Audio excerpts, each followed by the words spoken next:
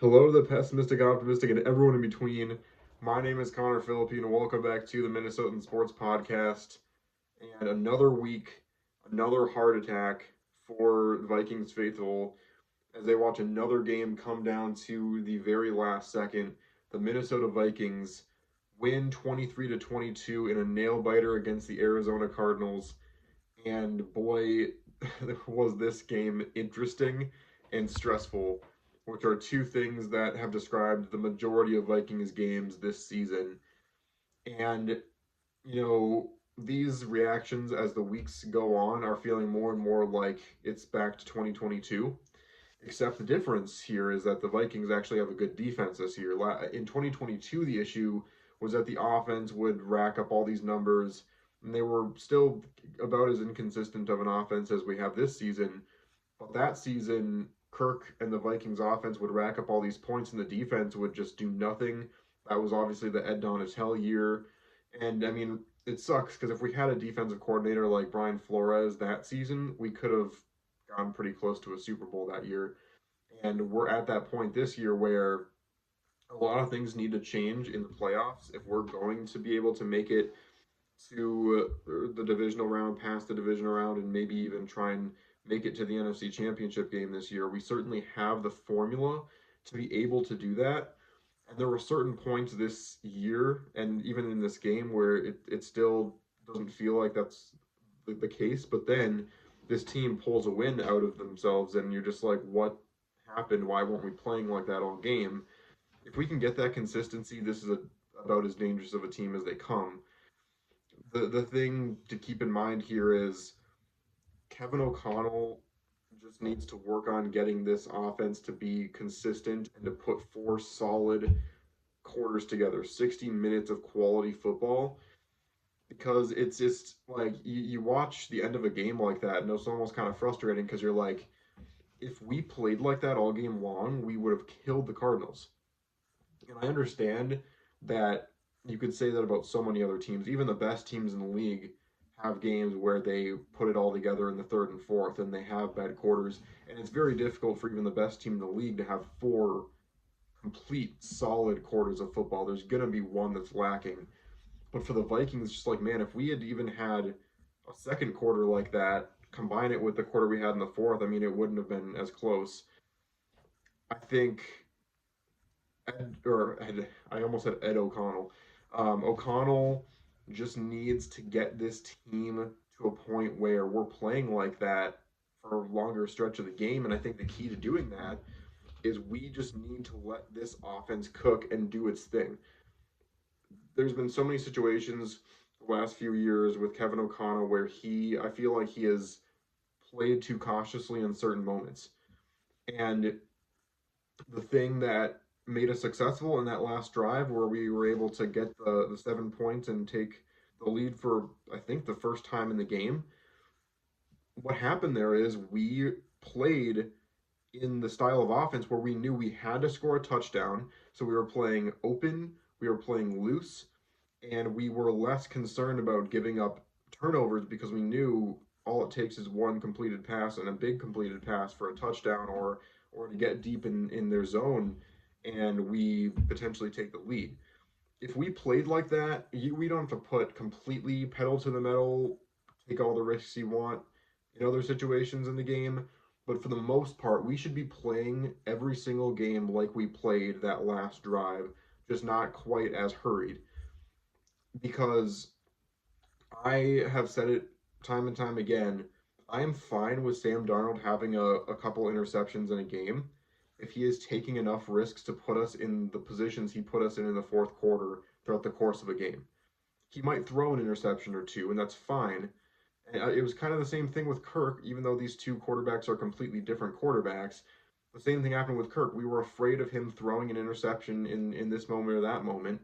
So we checked it down, we ran the ball, and we, had him throw it away the second there was a sign of trouble.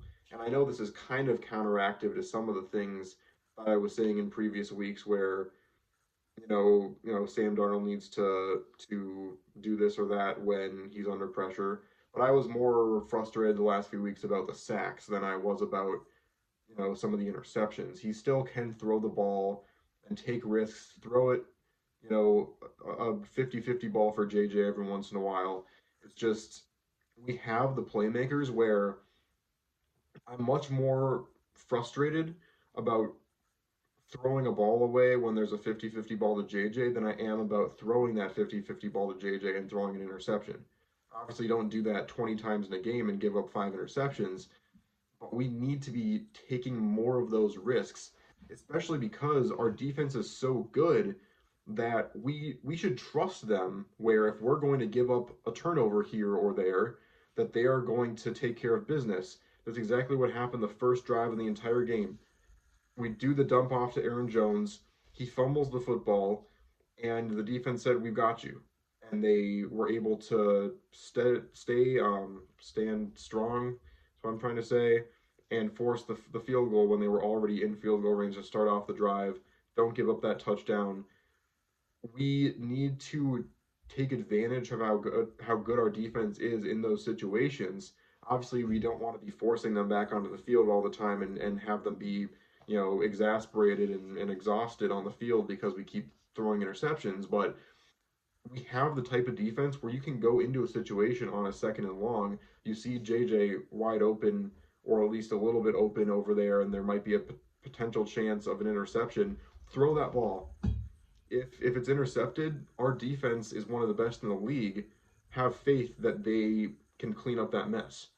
And that's the luxury we didn't have in 2022, where we were being so conservative on the offensive side of the ball because we knew that there was going to be an automatic touchdown if we gave the ball up.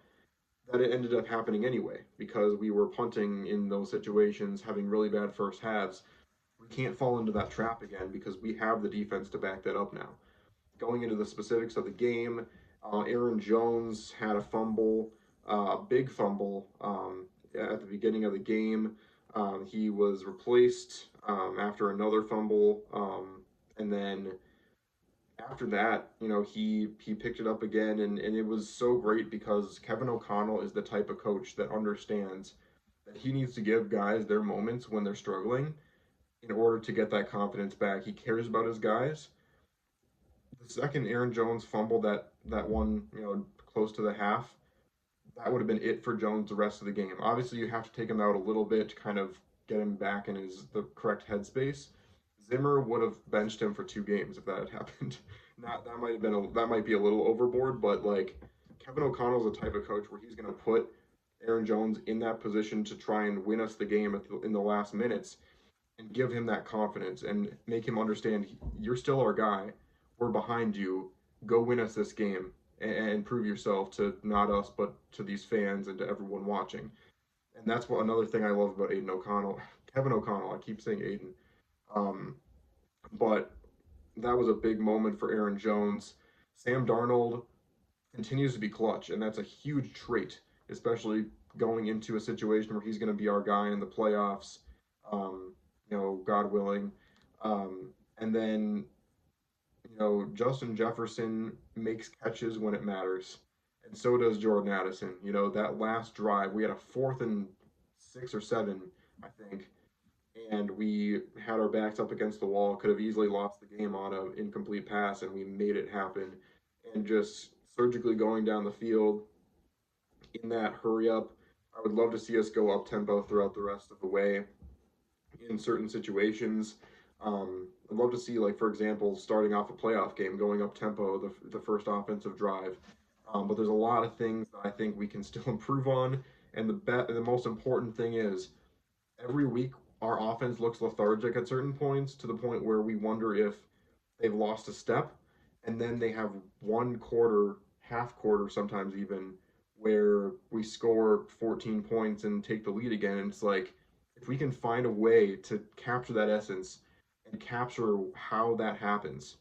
And the key, again, like I said, is letting this offense take risks and be more open throughout the course of the game. And if we can find ways to do that and put together 4 solid quarters of offensive football paired with this defense we have this year, I still think we can be a force in the playoffs and make it far. It just comes down to, what version of this offense will we see, and everything down the road. But we've got games against the Bears. I think it's the Falcons, then the Bears, then the Packers, if I'm remembering correctly, down the stretch. And I'll talk a little bit about how I'm not that worried or concerned about the Falcons and Kirk Cousins in my preview, which I'll be coming out with on Friday. Now I'm back home from Thanksgiving break, so I'll be able to make those videos again as normal. But a lot of exciting stuff heading down the stretch. So let me know in the comments what you think about this victory. Another one squeaked out by the Vikings and clutch play by this Vikings offense. It should be an interesting last 5 games of the season, but for now, we're in good shape for sure to make the playoffs. Still in the running for the NFC North, and in pretty good shape to get that fifth seed. As long as we get fifth or sixth, that's all that matters. Because that drop off from either the NFC uh, West champion or NFC South champion in third and fourth to the second seed in the Eagles, that's a huge difference. So as long as we don't get the seventh seed, I think we're in pretty good shape. But again, let me know in the comments what you think about this victory. Please like and subscribe, and I'll see you on the flip side.